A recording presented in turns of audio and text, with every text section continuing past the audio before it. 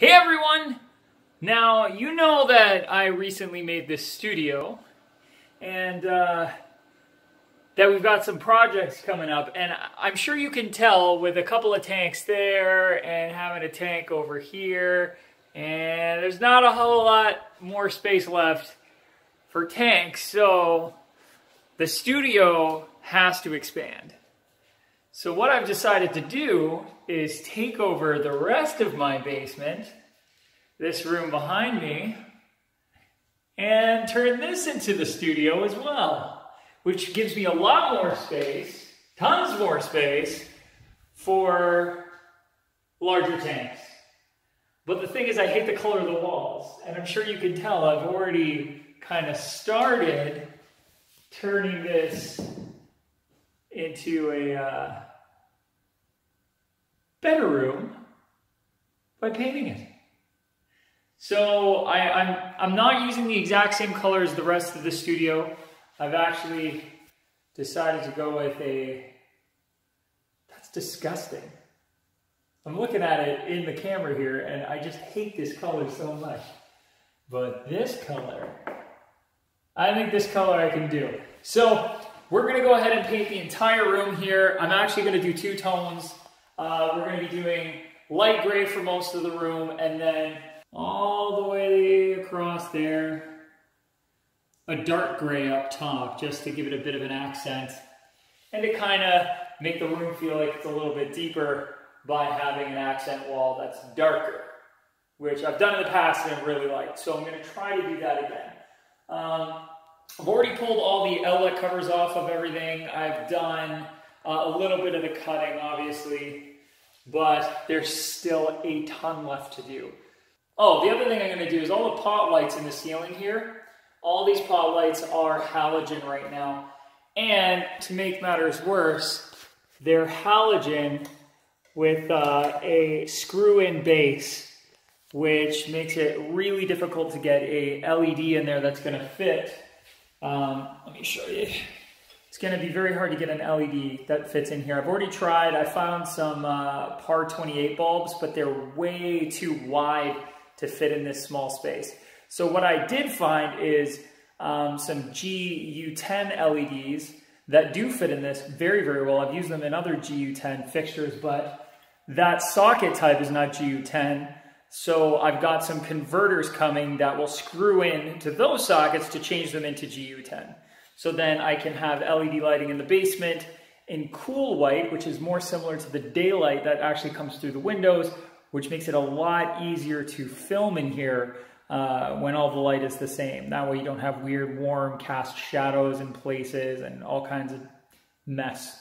So I'll be back momentarily for you with a progress shot, and then maybe one more, and then I'll show you what it looks like when it's all over.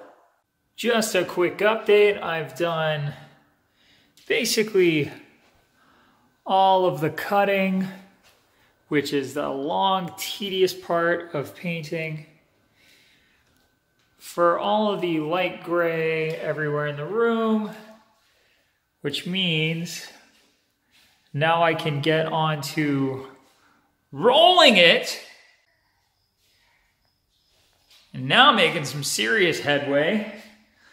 This is only the first coat, so it doesn't quite look perfect, but it's close. So now it's really easy to see where the darker portion of the wall is going to be.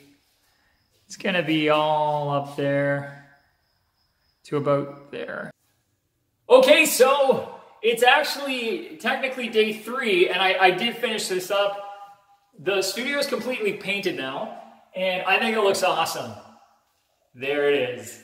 So I've got the two-tone gray, just like I was talking about. This wall, that wall is still gray, just a light gray. The whole bottom is light gray.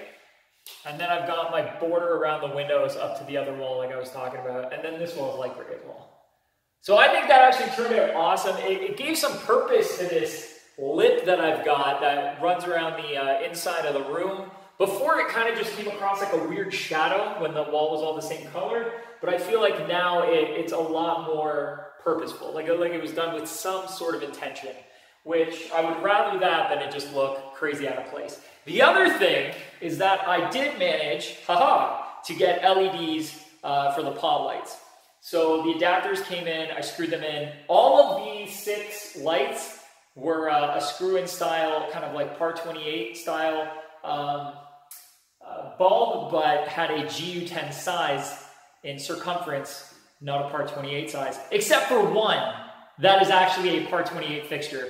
So I don't know who built this house or what they were doing with the pot lights when they threw them in, but I didn't notice till I was installing everything. So I had to use one of the par 28 bulbs I had ordered a box of, so I can't send them back anymore. And the rest are converted to GU10 with a small adapter, and then the GU10 bulbs are in there. And it actually looks great.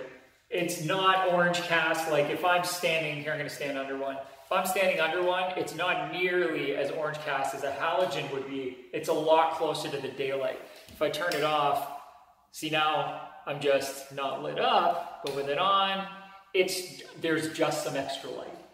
It's not bad.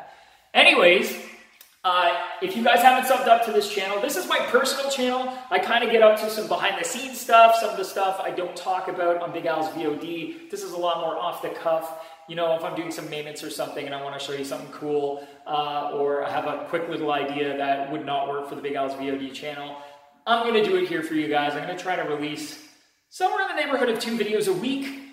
So, you know, if you'd like to sub up, I'd love to have you. And also, if you'd like to drop a comment in the comment section below, I love chatting with you guys. Maybe let me know what you think of the colors I've got down here. I know they're a little monotone or monochrome. Yes, monochrome. But I'm a really colorful guy. I've always got colors on. The aquariums are going to be colorful that are going to be going in here. And I didn't want the room to be fighting that or competing with it. I wanted a nice neutral backdrop so that all the cool stuff stands out like the tanks. So yeah. And as always, you know, keep on tanking.